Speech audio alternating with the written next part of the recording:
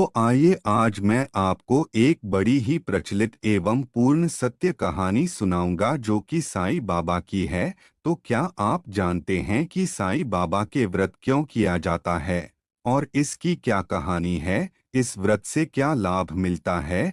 तो कृपा करके चैनल को सब्सक्राइब करने का कष्ट करें, धन्यवाद। तो सुनिए, एक शहर में कोकिला नाम की स्त्री और उसके पति महेश भाई रहते थे।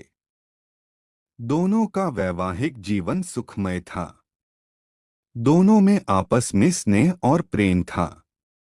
पर महेश भाई कभी कभार झगड़ा करने की आदत थी।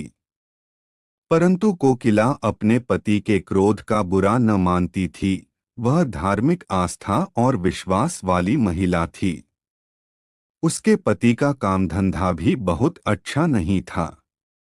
इस कारण वह अपना अधिकतर समय अपने घर पर ही व्यतीत करता था। समय के साथ काम में और कमी होने पर उसके स्वभाव में और अधिक चिड़चिड़ापन रहने लगा। एक दिन दोपहर के समय कोकिला के दरवाजे पर एक वृद्ध महाराज आए। उनके चेहरे पर गजब का तेज था। वृद्ध महाराज के भिक्षा मांगने पर उसे दाल चावल दिए और दोनों हाथों से उस वृद्ध बाबा को नमस्कार किया। बाबा के आशीर्वाद देने पर कोकिला के मन का दुख उसकी आंखों से छलकने लगा। इस पर बाबा ने कोकिला को श्री साईं व्रत के बारे में बताया और कहा कि इस व्रत को 9 गुरुवार तक एक समय भोजन करके करना है। पूर्ण विधि विधान से पूजा करने और साईं बाबा पर अट्टू श्रद्धा रखना। तुम्हारी मनोकामना जरूर पूरी होगी। महाराज के बताए अनुसार कोकिला ने व्रत गुरुवार के दिन साईं बाबा का व्रत किया और 9वें गुरुवार को गरीबों को भोजन भी दिया। साथ ही साईं पुस्तकें भेंट स्वरूप दीसा करने से उसके घर के झगड़े दूर हो गए और उसके घर की सुख शांति में वृद्धि हुई। इसके बाद दोनों का जीवन सुखमय हो गया।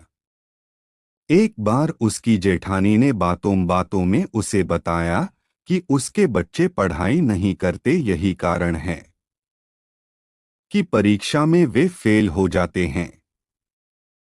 कोकिला बहन ने अपनी जेठानी को श्री साईं बाबा के 9 व्रत का महत्व बताया। कोकिला बहन के बताए अनुसार जेठानी ने साईं व्रत का पालन किया। उसके थोड़े ही दिनों में उसके बच्चे पढ़ाई करने लगे और बहुत अच्छे अंकों से पास हुए। साईं बाबा व्रत को कोई भी साधारण जन कर सकता है, यहाँ तक कि बच्चे भी इस व्रत को कर सकते हैं। साईं बाबा अपने भक्तों में किसी प्रकार का कोई भेदभाव नहीं करते हैं। उनकी शरण में अमीर गरीब या किसी भी वर्ग का व्यक्ति आए, उसकी कार्य सिद्धि अवश्य पूरी होती है। साईं बाबा व्रत एक बार शुरू करने के बाद नियमित रूप से 9 गुरुवार तक किया जाता है। इस व्रत को कोई भी व्यक्ति साईं बाबा का नाम लेकर शुरू कर सकता है। व्रत करने के लिए प्रातः स्नान करने के बाद साईं बाबा की फोटो की पूजा की जाती है।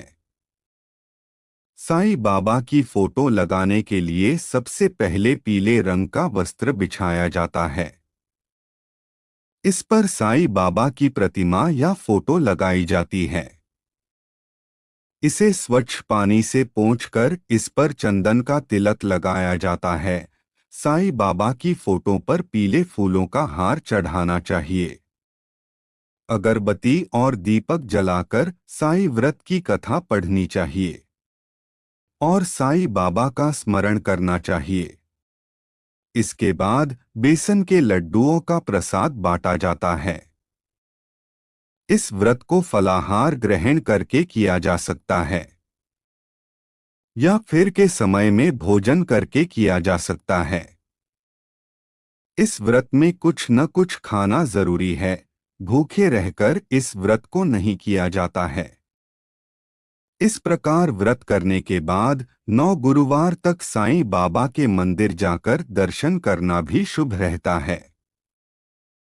घर के निकट साईं बाबा मंदिर न होने पर घर में भी साईं फोटो की पूरी श्रद्धा से पूजा करनी चाहिए।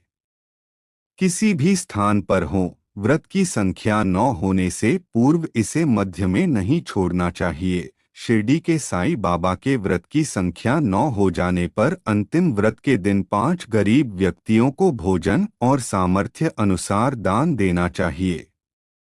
इसके साथ ही साईं बाबा की कृपा का प्रचार करने के लिए 7, 11, 21 साईं पुस्तकें अपने आसपास के लोगों में बांटनी चाहिए।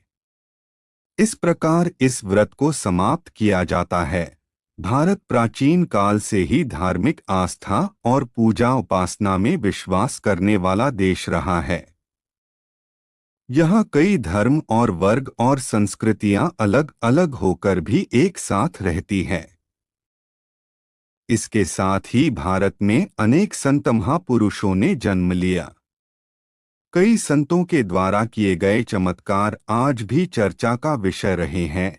शिरडी के साईं बाबा के चमत्कार की अनेक कथाएं प्रचलित है। शिरडी के साईं बाबा पर देश के करोड़ों लोगों की अगाध श्रद्धा है। सभी धर्मों के लोग यहाँ साईं बाबा दर्शन के लिए आते हैं। यही कारण है कि साईं बाबा संस्थान की प्रसिद्धि भी इसके साथ ही बढ़ती जा रही है। यह साईं बाबा का चमत्कार नहीं तो और क्या है कि आज भी देश भर में बाबा के नाम पर छोटे बड़े 80,000 से अधिक मंदिर हो गए हैं। ऐसी ही अच्छी कहानी देखने के लिए हमारे चैनल को सब्सक्राइब करें तथा बेल आइकन को दबाएं ताकि नई कहानी आप तक सबसे पहले पहुंचे। धन्यवाद।